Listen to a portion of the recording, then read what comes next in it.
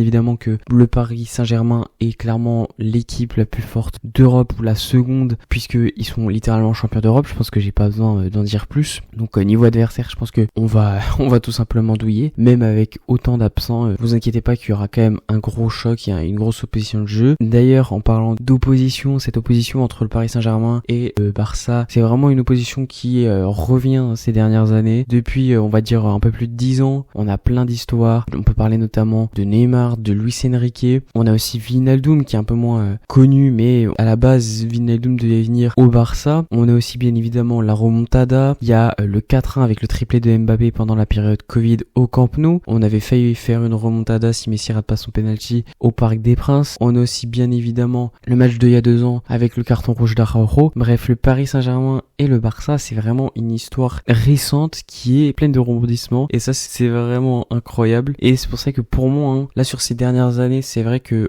on est largement en déficit et qu'on doit se rattraper. Mais ça, on reviendra côté Barça sur cette partie-là.